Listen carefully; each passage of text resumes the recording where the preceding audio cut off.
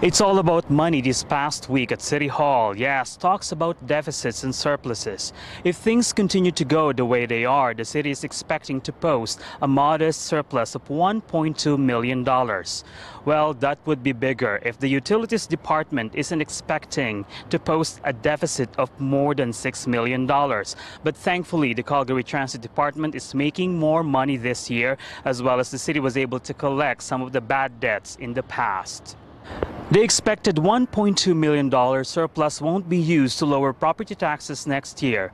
The mayor said it's too small an amount to do that. It will be deposited to the Rainy Day Fund, or more formally known as the Fiscal Stability Reserve, which last time we checked was at $240 million.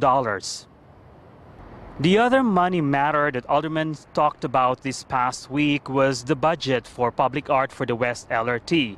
A little bit of background here. When previous council and administration approved the $1.4 billion budget for the West LRT, it didn't include the $8.6 million budget for public art, which means that move contravened council's policy that 1% of budget for major infrastructures must go to public art.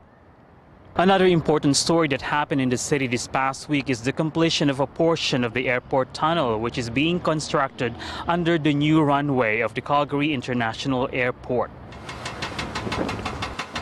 So what can you expect from City Hall this coming week? On the agenda, the Southeast Transitway project, which includes the Southeast LRT. It's a very expensive project, more than $2 billion, and the city doesn't have the money to pay for that. Another item that will be debated is a notice of motion by Alderman Brian Pincott to address light pollution in the city.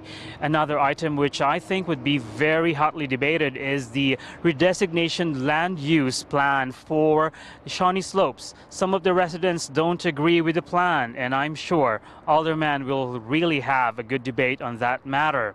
So to keep abreast of what's happening at City Hall, keep reading the Calgary Sun or log on to our website, calgarysun.com. For Sun News, I'm Renato Gandia.